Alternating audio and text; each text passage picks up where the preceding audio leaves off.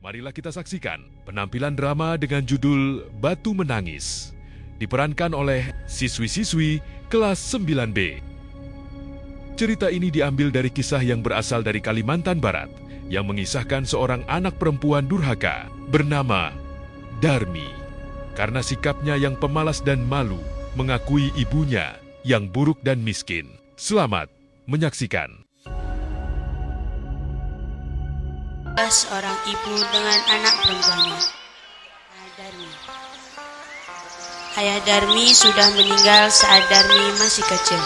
Dahulu mereka hidup berkecukupan, namun setelah ayahnya meninggal, ibu Darmi harus bekerja keras di ladang demi hidup mereka. Karena setiap hari bekerja di ladang, kulit ibu Darmi jadi semakin gelap dan berat tubuhnya pun menyusut. Semua dilakukannya demi Darmi, putri satu-satunya. Namun, apa yang dilakukan Darmi, ia tidak mau membantu ibunya. Kerjanya setiap hari hanya berdandan. Dia juga enggan keluar rumah karena takut kulitnya menjadi gelap seperti ibunya. Suatu hari, ibu Darmi akan bekerja di ladang. Ia akan bekerja sampai sore hari. Sebab musim panen telah tiba. Ibu Darmi berkata pada Darmi, Darmi, bisakah kamu memasak hari ini, nak? Ibu tidak bisa pulang siang ini karena harus menyelesaikan panen kita. Jika sudah selesai, maukah kamu mengantarkan ke ladang untuk ibu? Ih, ibu, tidak mau. Nanti misalnya aku masak, badanku ini bau tungku. Lalu, kalau misalnya aku suruh mengantarkan makanan ke ladang, nanti kulitku ini bisa hitam seperti ibu. Ih, tidak mau, Bu.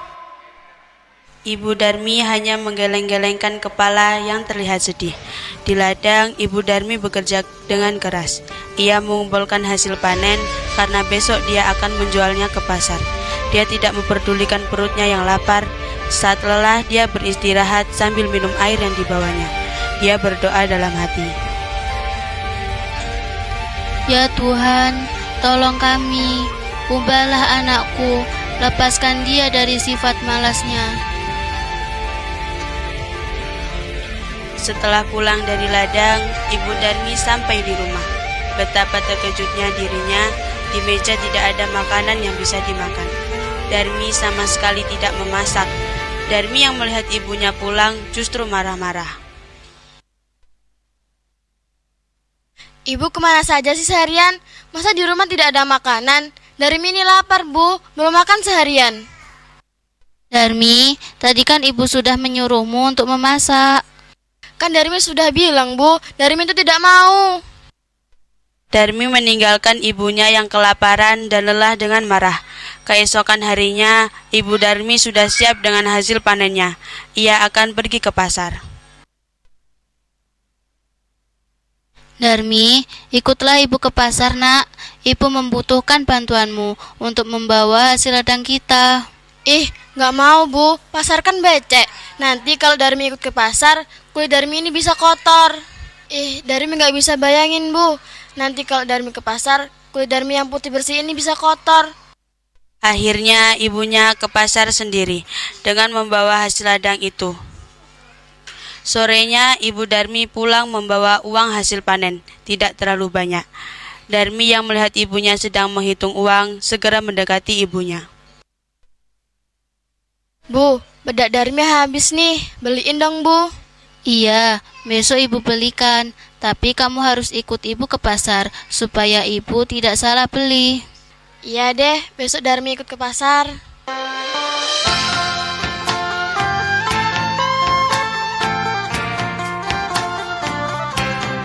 Bu, nanti jalannya jangan berdampingan. Ibu di belakangku saja. Kenapa, Darmi? Ih, udah deh, pokoknya ibu di belakangku saja. Akhirnya Darmi dengan terpaksa ikut ibunya pergi ke pasar. Darmi sebenarnya malu berjalan bersama ibunya yang berkulit gelap dan wajah yang tak terawat.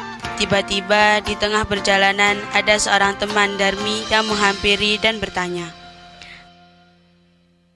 Hai Darmi, kamu mau kemana? Aku mau ke pasar. Oh, itu siapa Darmi? Ibumu ya? Dia bukan ibuku. Dia itu pembantuku. Mana mungkin dia ibuku. Ih, amit-amit deh. Oh, pembantu. Iya, ya udah ya, aku duluan. Betapa sedih Ibu Darmi mendengarnya. Namun hanya ia tahan di dalam hati. Mereka melanjutkan perjalanan ke pasar. Darmi bertemu dengan temannya yang lain. Kedua orang pemuda itu melihat temannya Darmi lalu menyapa. Ramai sekali ya di pasar tadi.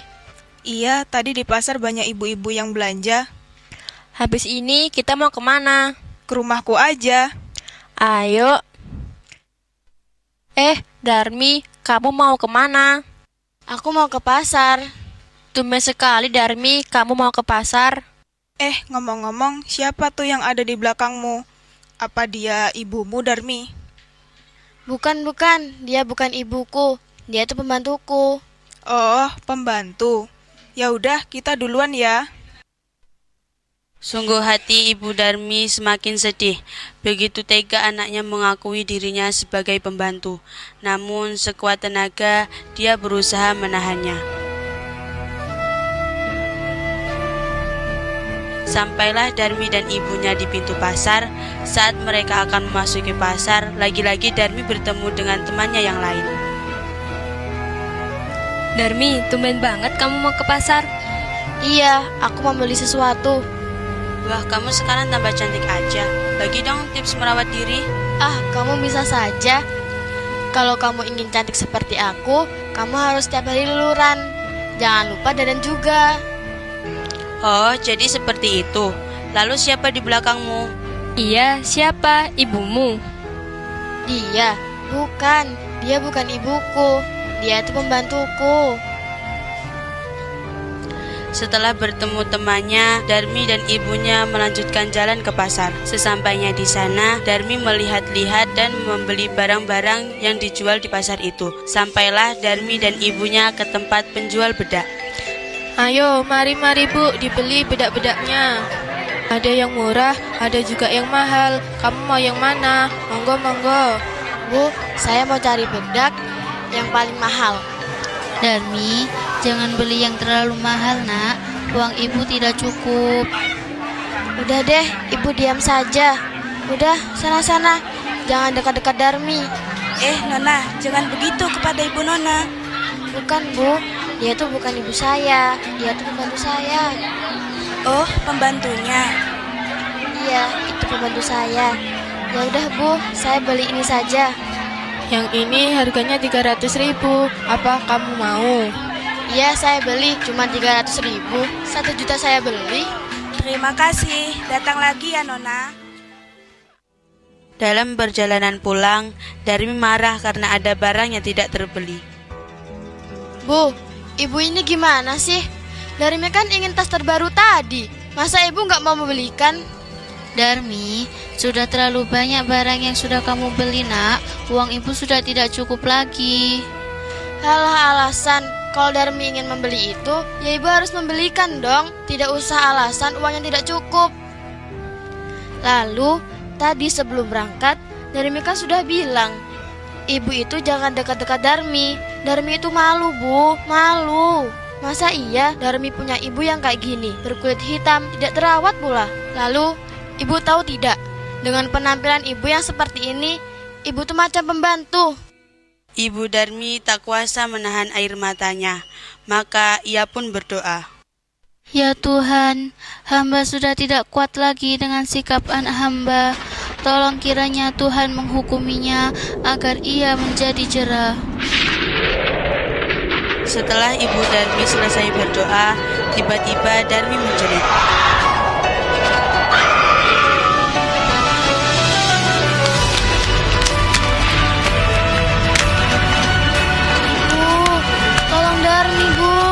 Kakiku sudah tidak bisa bergerak lagi, Bu.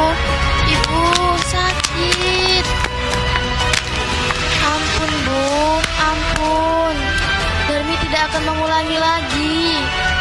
Sedikit demi sedikit, Darmi menjadi batu. Ibu Darmi menangis pilu.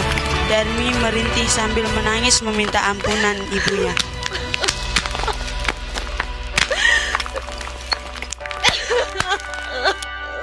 Sayang, semua tidak bisa kembali. Darmi telah menjadi batu. Dia harus menanggung hukuman karena telah durhaka kepada ibunya yang sudah melahirkan, merawat dan menjaganya hingga dewasa. Batu itu akhirnya dinamakan Batu Menangis yang berada di Kalimantan Barat. Dari cerita rakyat tersebut kita dapat mengambil sebuah pelajaran bahwa kita sebagai seorang anak hendaknya harus berbakti kepada orang tua kita. Ibu adalah orang yang telah mengandung, melahirkan dan merawat kita dengan penuh kasih sayang. Seperti apapun rupa orang tua kita, baik miskin ataupun kaya, mereka tetaplah orang tua yang harus kita hormati, sayangi, dan kita rawat sepenuh hati. Hormati orang tuamu, maka akan datang keberkahan di dalam hidupmu.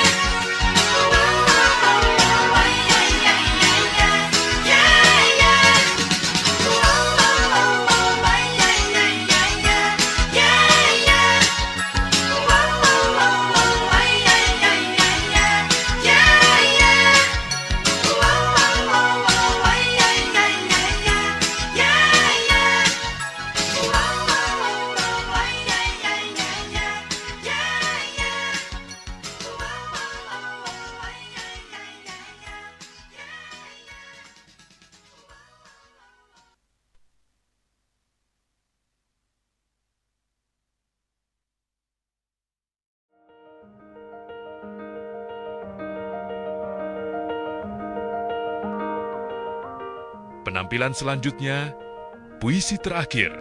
Selamat menyaksikan.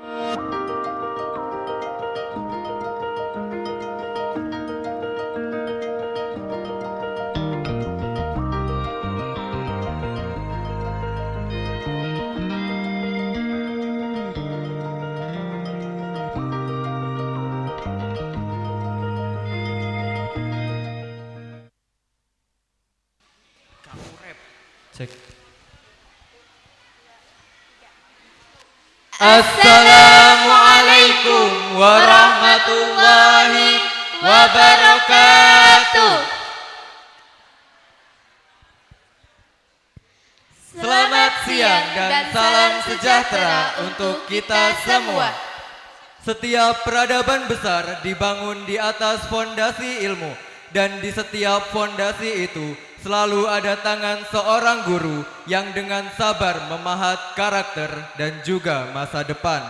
Ada kalanya kata terima kasih terasa terlalu sederhana untuk membalas lautan ilmu dan kesabaran yang telah diberikan. Kami persembahkan sebuah karya yang tertuang melalui bait-bait puisi. Karya Nur Lailan Puji Jagat yang berjudul Sang Guru. Dan dari seorang guru kepada murid-muridnya, karya Hartoyo Andang Jaya. Sebagai bentuk cinta, terima kasih, dan penghormatan untuk semua guru tercinta.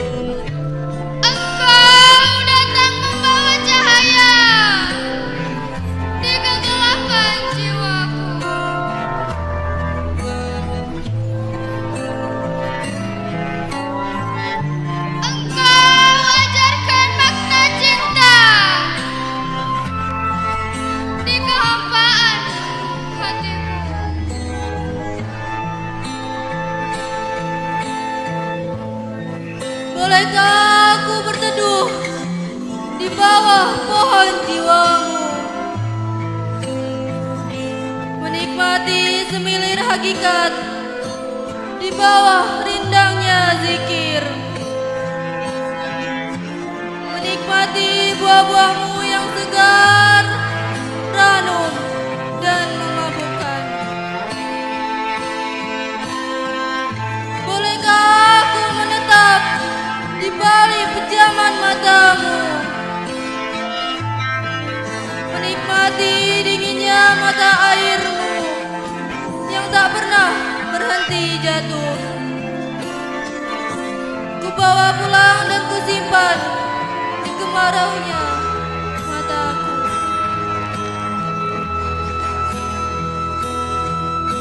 Bolehkah aku berteduh di bawah pohon jiwamu, menikmati semilir hakikat di bawah rindangnya zikir, menikmati buah-buahmu yang segar, ranum dan memabukkan.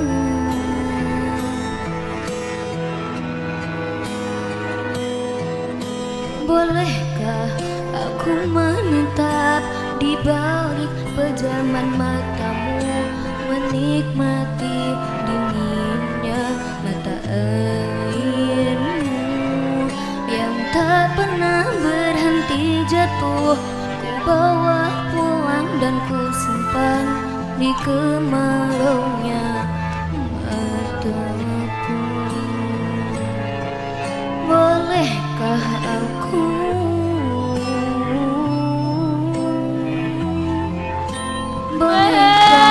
Sang guru, engkau pelita di malam gelap, engkau penunjuk jalan yang lurus di tengah belantara kehidupan. menetap di balik pejaman matamu. Wahai sang guru, Mata airmu, terima kasih atas bimbingan. Jatuh, ku bawa pulang dan ku simpan. Terima kasih atas kasih sayangmu.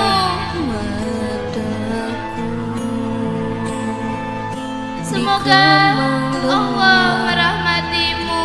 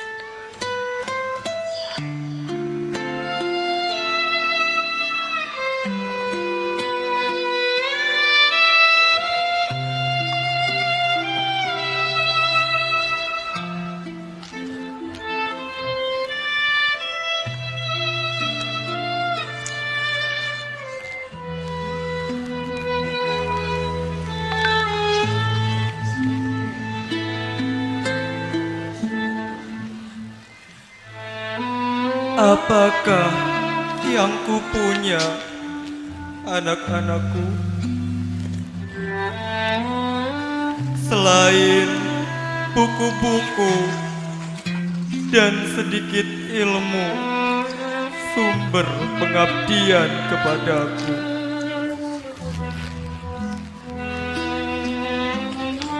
Kalau di hari Minggu kau datang ke rumahku, aku takut, anak-anakku. Kursi-kursi tua yang di sana dan meja tulis sederhana dan jendela-jendela yang tak pernah diganti kainnya. Semua padamu akan bercerita tentang hidup di rumah tangga, tentang ini aku tak pernah bercerita di depan kelas, sedang menatap wajah-wajahmu remaja. Horizon yang selalu biru bagiku, karena ku tahu, anak-anakku,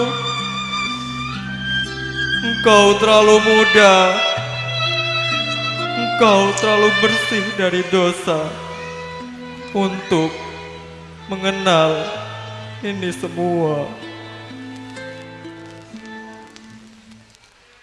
Terima kasih.